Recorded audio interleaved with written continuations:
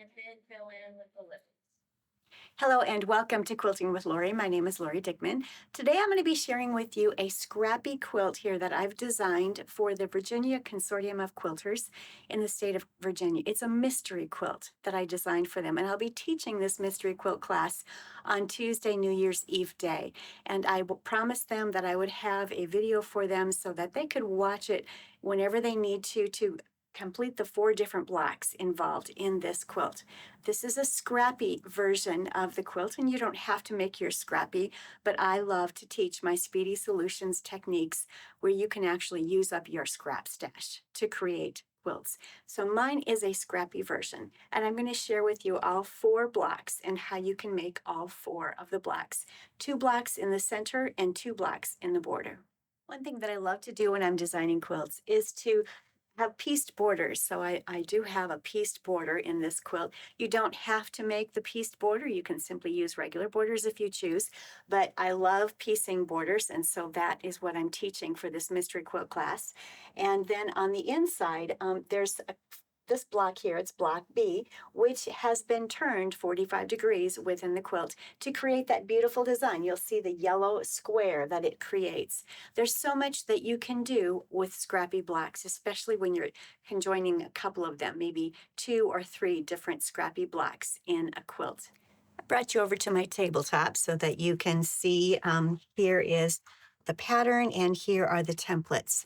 There are a few templates that are needed, and that requires some plastic film that you can purchase at either Hobby Lobby, at your favorite quilt shop, online. It's just a film that's sturdy, but you can see through it. And all you'll simply do is trace on the dotted lines the entire template. And when you're working with these are mirror image templates, you really only need to trace one of them, because when you fold your fabric right sides or wrong sides together and trace one, you actually end up with both of them. So that's a simple way to accomplish that, and I'll show you that. I do like to use a plastic template marking pencil. It's a wax pencil, and that means that the markings do not come off on your hand. Have you ever tried tracing on plastic with an ink pen or a felt tip, and you end up with black all over your hands? So I do like to get this, use my template marking pencil. It's for writing on plastic, and it's made with wax. You can get these out on Amazon, or maybe even your favorite quilt shop would have this for you. Now, here are my parts and pieces. I've given the list to all of the students from the pattern on what they needed to cut. So they've got their things cut, or they should have. And then I'm going to show you how to trace and cut out the templates that are required. So I'll be doing that from these 2 fabrics. And these are the fabrics that I'm using for this quilt. This is my second Spinning Dogwoods quilt, and I'm using a couple of different beiges here, a brown and a couple of reds, and this is my background fabric. So I have the parts and pieces cut out, sitting in here and waiting for me to put them together. Now let's work on the templates here. Here is the PDF. When you print off your PDFs, always make sure that you print it at 100%. Most printers default to fit to page, which will reduce the size of what's ever on the page. So it's very important that you always check every time you print a PDF that has templates, so that you ensure that it's marked at 100%. So they're the right size. Now this template right here, it measures closer to 4 3/8 of an inch from top to bottom, but I have instructed everyone just to go ahead and cut or pull from your stash 4.5 inch width of fabric strips from your stash, and you can go ahead and cut these out. There's going to be about 1/8 of an inch of excess on the length, which is going to be fine. Now, if that bothers you, then just take your width of fabric strips, and I like to use my Speedy Solutions, and of course, in my case, I do not cut strips or squares in odd sizes. Mine are always in 1/2-inch increments. Hence, I've instructed you to pull 4.5-inch with the fabric strips. But if that bothers you and you want it to be exact, simply go ahead and cut off that 1/16 of an inch, or 1/8 of an inch, I guess is what it would be. And then it's going to be exact. I'm not too concerned about that. In fact, I made the entire quilt on the wall behind me with the 4.5-inch length. And it worked out beautifully because you're going to square up each block anyway. So no problems with that. There would be an issue if the width of this was different. You want to make sure that width is perfect, but the length here is going to be just fine. So here I've got my fabrics, my strips, lying here on the table, right sides together, and I have 2 different ones here. So each of my blocks is going to have 4 of these blossoms. But I want mine to be scrappy, so I'm going to have 2 different fabric blossoms in each block. And I'm going to go ahead and cut this now. I've traced it on here, and I simply use a pen or I used an ink pen here so you could see this. I think it was a felt tip pen, but you can use something that's not quite so bright as you're tracing, but I traced it on the wrong side. And then you can simply just keep flipping this template and drawing until all the way across, until you have a total of 20 blossoms. You need 20. There's going to be 5 of these blocks, and each block needs 4 blossoms. So I'm going to go ahead and just draw one more set. And I'm going to use an ink pen and try and make this really dark so that you can see it. And you'll notice that on the corners down here, my EQ8 software does offer it kind of gives you a wedge where if you'll notice that here, it kind of cuts off the points there, which helps to reduce the amount of fabric in your seam allowances, and it does help to square things up too as you're piecing your parts together. So now I have a total of 8 here because as you remember, I've got these strips folded together, and I've got 2 strips, so I have 8 blossoms here, and I'm going to simply cut it now. I do not use my template plastic when I cut because it's very easy to gouge out chunks of your template plastic, and then you've distorted and destroyed your template plastic. So I will use my ruler and line it up there. Whoops, and get these cut. And then I'm also going to go in here and make sure these little dog ears get cut off, which really does help for piecing and squaring up and getting rid of excess fabric in the corners there. All right. So there we go. Here's all of my pieces. So I've got plenty for my demonstration today. So that's the blossom. Now let's head to the background parts and pieces of this. And let me show you what I'm referring to. So all the way around here, we've got to have the background. And in this case, my background is going to be a kind of a white print on a white. And what I have done is simply taken my bee template. You could use the bee or the other one, either one. Again, I have folded this right sides together. So each time I trace and cut, I'll end up with both a B and a C. It's a mirror image. And I'm going to go ahead and cut this with my ruler. I've gone ahead and just kept flipping them, lining them up on that line. Hopefully you can see that. I brought the camera a little closer so that hopefully you can see that. Let me see if I can draw these lines a little darker as well. Trying to make them really dark. And again, there's the little cut off edges to get rid of the dog ears, and it really helps piecing things together. So I think you can see that. And I just keep flipping back and forth. There's very little waste then, as you can see. So far I've got 2, 4, 6, and this will be 8. So let me trace one more so that you can see that really well. I think you should be able to see that now. Now I'm going to, again, use my ruler and cut all of this out.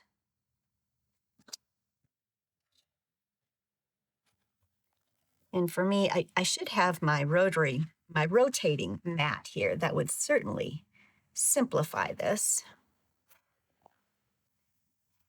It is upstairs in my sewing room. Oops, I missed a... But with every one of these, and then of course you want to cut off those little dog ears there. That helps for piecing and getting rid of excess fabric. So I have 2 of them there. You can see them better, I think, down on that. Here's another one here.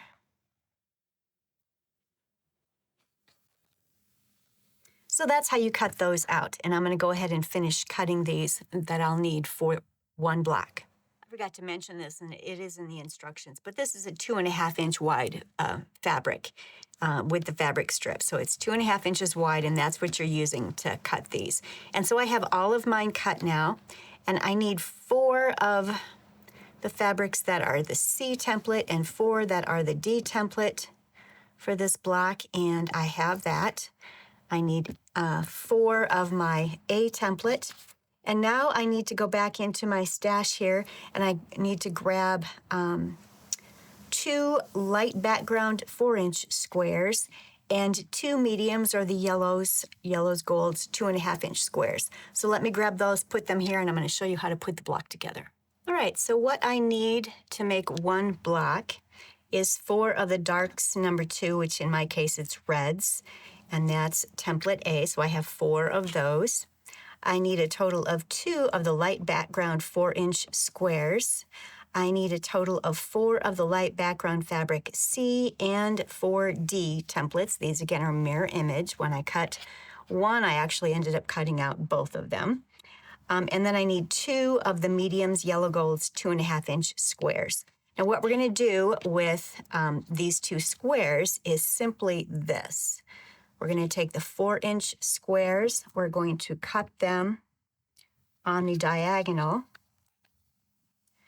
to make 2 large triangles. And these 2 little 2.5 inch squares, we are going to cut on the diagonal and make 4 small triangles. Now we're going to set out the block. I'm using this gray mat so that you can see things better.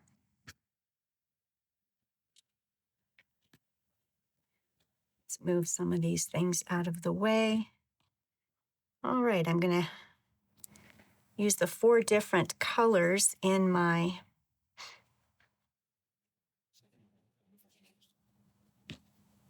blossom here. And of course, seam allowances will be taken up once this is put together, but there's the center. These are the outside parts of the block.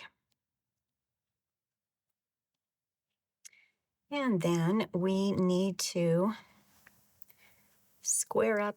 So I started laying out the block here. It's really important when you're working with these 2 mirror image that you pick up 1 of each for the blocks. Otherwise, you'll have a cattywampus one. As you see, this is creating a square, so we're going to end up having 4 squares that will go together. So there won't be any Y seams at all in this block. But I had first put the wrong ones on there. Now look at how wonky that is. That's obviously not correct. So I had to move these around, and sometimes if you just lay them on a square within your mat, it kind of helps you lay them out. So now we have a square that we've created. So that's what we want to do on each one of these. So let's see. All right, I've got this one. I'm using the lines on my mat just to kind of straighten things out. There we go. So that's going to be creating a square. So this is kind of the easiest way to get this accomplished. And then I need this opposite one here. And that one will, this block is kind of sitting on their cattywampus, but you get the idea. So each one of these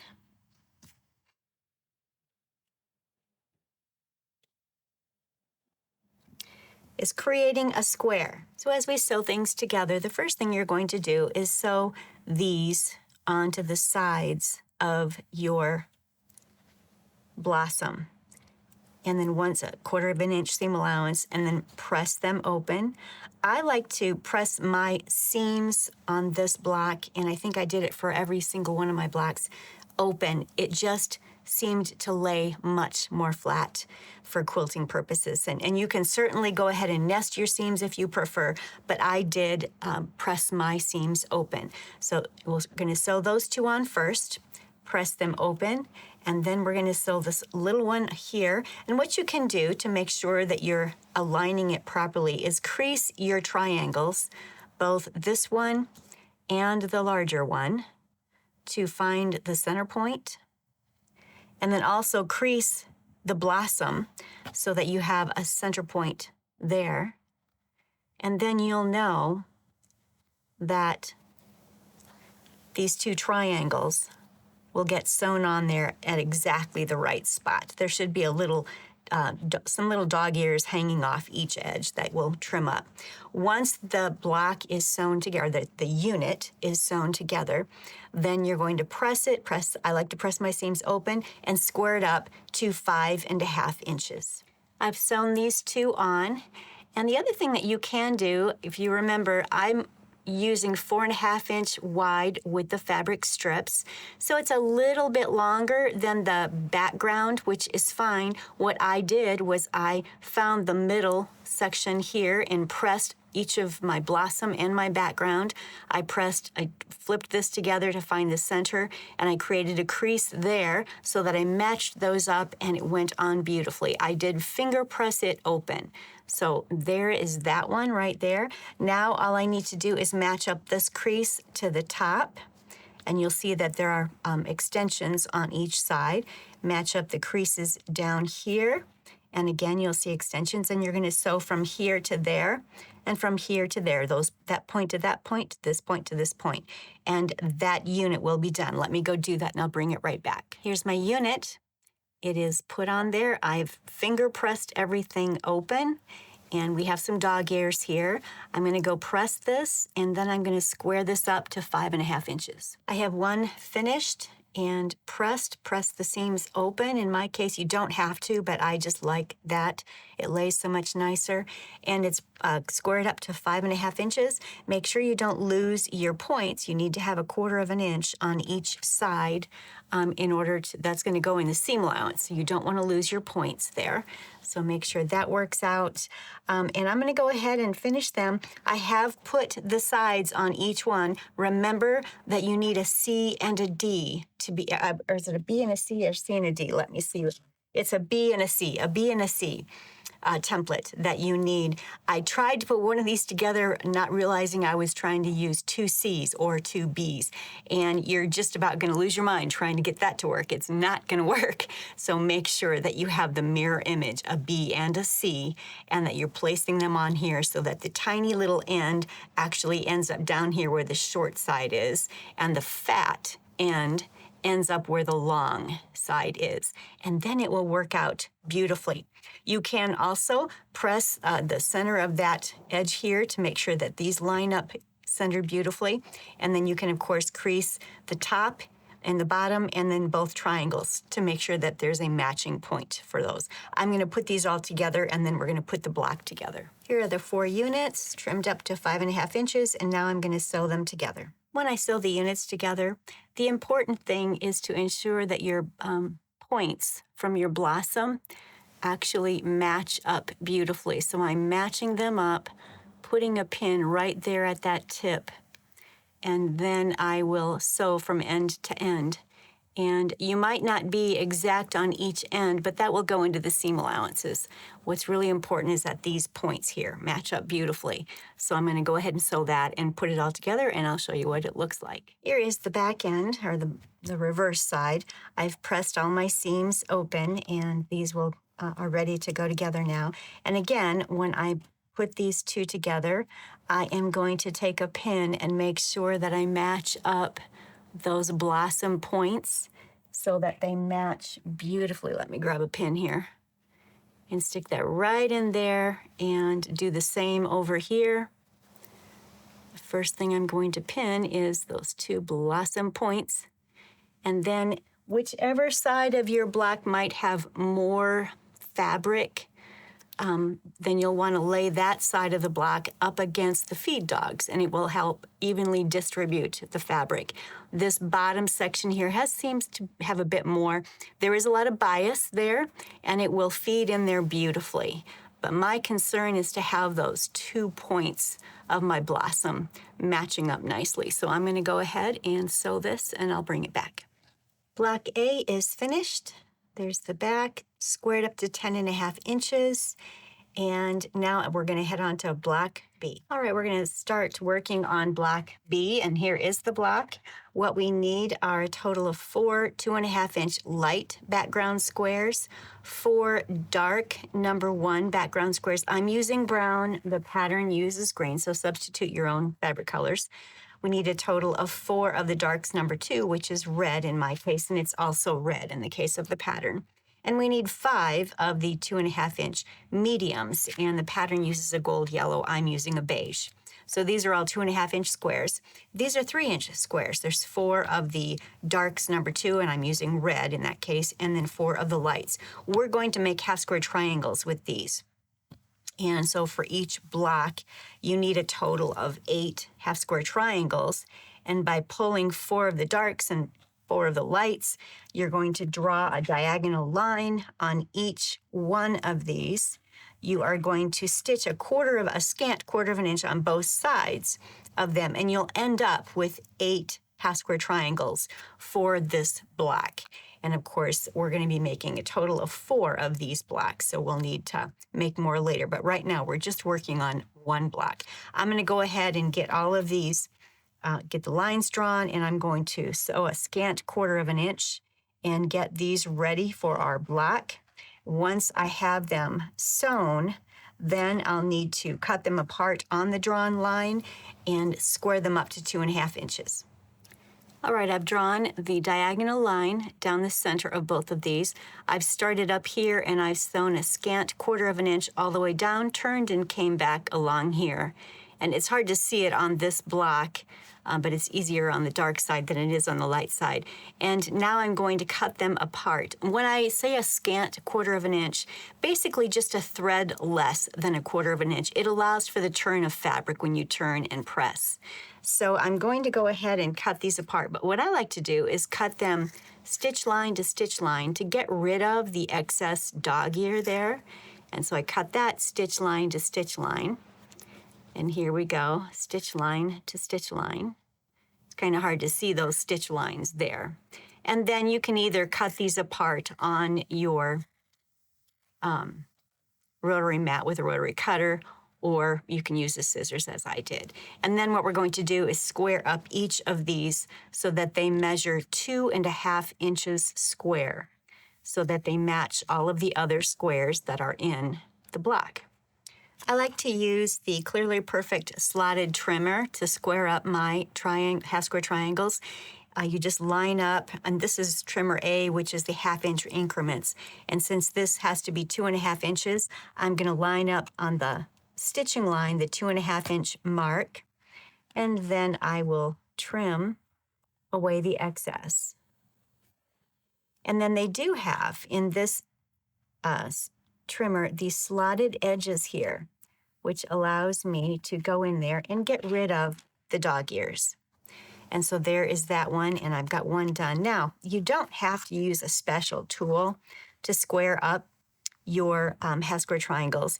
If you simply just have a square-up ruler that's 2.5 inches or larger, you can certainly use that. You will want to, first of all, press yours, and I like to press mine open.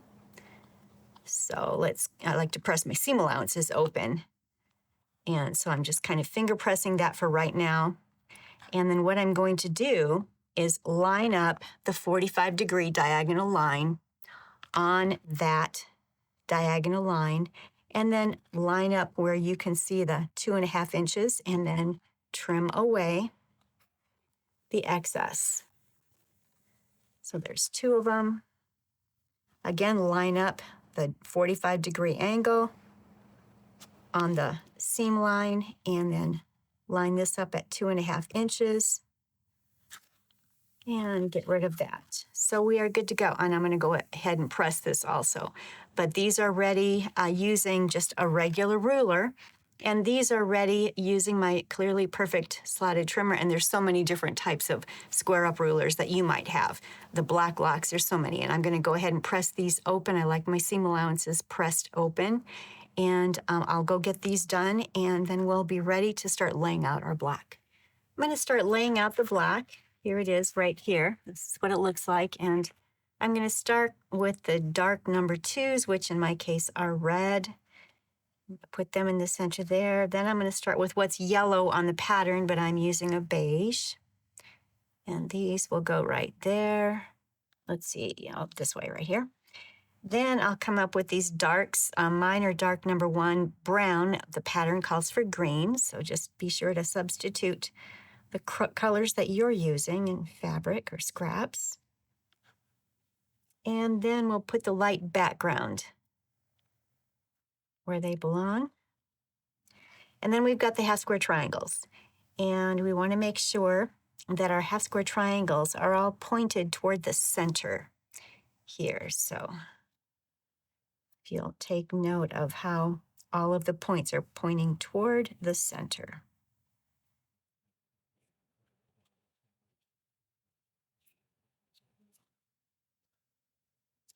There we go. I think I have that laid out properly. Yes, I do. And then I like to web my blocks together where I just bring 2 of them together and just keep putting them together in that way so that I'm not messing things up row by row. It keeps everything in order. I like to place my block right next to my sewing machine. And I guess this would be the upper left for you. So I would bring this to my machine and sew down here. Then I would bring these to my machine, sew down here. I would bring these to my machine and just continue sewing down until I had these first 2 columns webbed with a thread, and then I would bring this piece right here over to the top and continue webbing row upon row. I will link my how to web a block and how to web a quilt in the description box below so you can see how I do that. But that's how I like to put my blocks together so that they all go together without getting all cattywampus. All right, I've webbed the columns together, so there are the columns here. I've webbed them. They're all connected by a little thread there. Now I'm going to web the rows together and sew those all the way up. So I'm going to go ahead and get that done. Press the seams. I'm going to nest the seams in this at this point. Block A and B are done. And we'll need 5 of these, 4 of these. They are pressed and squared up to 10.5 inches. I did nest the rows on this block, block B. On block A, I did press every seam open. So those are ready to go. Now let's go on to the border blocks. Now we're going to work on the border block, and we need a total of 20 of these. I've laid out the block right here for you, and you want to pay attention to the arrangement for each block. So you start in the corner here with the dark, light, dark, light, dark, light. That's important. And then on top of that is going to go either green, if that's the color you're using, and in my case, I'm using brown. Once these seam allowances are in this area, then it will be 6.5 inches wide, and it will fit with this beautifully. Then the bottom section here is the same colors, but they're just the reverse. So make sure you're very careful about that. Light, dark, light, dark, light, dark. And then that will go on to the dark, the green or the brown, whatever color you happen to be using here. And then this is where the yellow is on the pattern, and I'm using a beige, and that's on the very bottom. And that is what will surround the center of the quilt once all of these border blocks are done. So I'm going to piece these together. I am going to press my seam allowances open on this and on this. It will just help everything lay nicer. And then I won't have any dark fabrics showing through on my lights as well. One thing you might want to do if you do like to open your seams when you're pressing is to just shorten your stitch length, maybe to a 2 or a 2.2, just to ensure that nothing pops open. But I don't have any issues with that. I do like to stitch at about a 2.2. and I do like to press them open. So I'm going to go ahead and stitch this first. I'll bring it back and show you what it looks like connected to this one. Just a quick heads up, make sure when you sew this strip onto this unit that you don't accidentally have your unit going like that. That will not work. It's important that this dark red remains here. And the reason for that is so that these strips continue to be the opposite, light red, light red, light red, all the way across your border. And if you flip it around, then you're going to end up having a few of them that match at the corners here, and you don't want that. So make sure that the dark is always in the corner as it shows here, and then put your green or black or whatever dark number 1 you're using on the bottom of that, and get that sewn, and then we'll get to the next part. The unit is squared up to 4.5 inches by 6.5 inches. Now I'll make the bottom 2 sections and I'll put them together. When you sew this block together, you can just simply sew row by row. I've actually just sewn it in 2 separate units today, and then I'll put it together. Once I do sew it all together, we're going to square it up to a 6.5 inch square. And so it's 6.5 wide, 6.5 long. And be very, very careful, as I mentioned, about the placement of these colors in the row and how they're attached to these long ones. You obviously don't want to do that, and you don't want to flip this around so that the dark is over here and the light is over here, because then that's not going to work either. So once you make that mistake one time, and I did that once on the other quilt, then you'll understand why it's so important to make sure that the dark starts here and the light starts there, and then they're attached. I'm going to go ahead and sew it, get it squared up, and then we're going to go on to the corner block.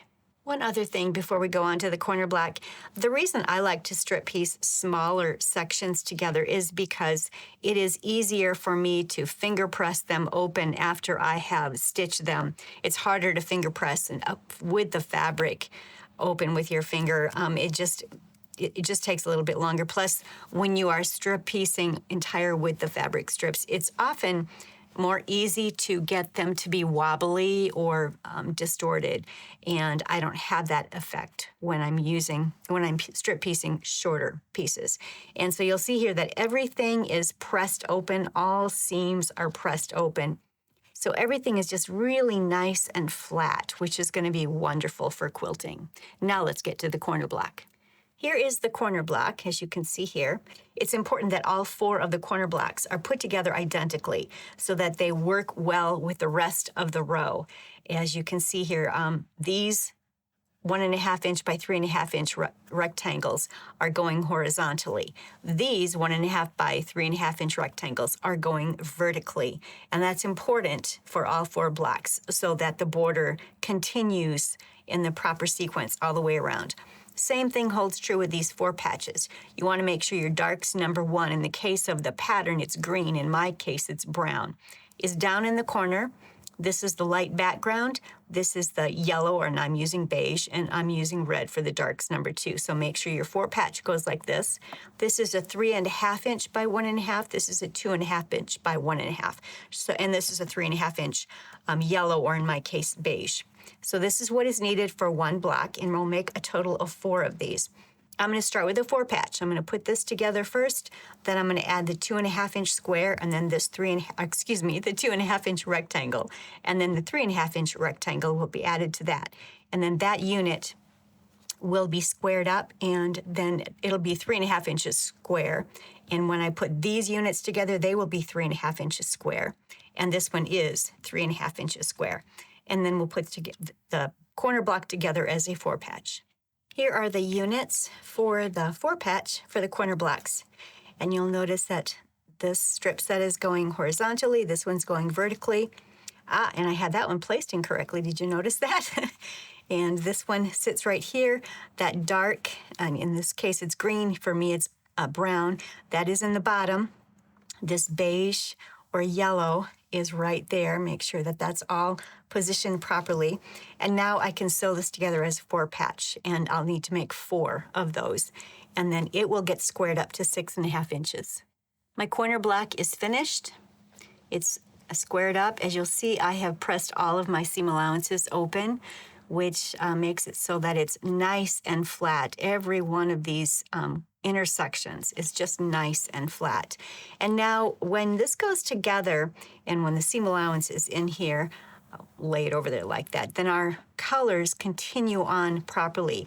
Every corner has a cream that matches, or yellow, that matches this, as well as this dark. And the next block, the next border block around the corner is going to be just like that. So it really goes together beautifully, a very interesting border and a very simple pieced borders. I hope you all try it.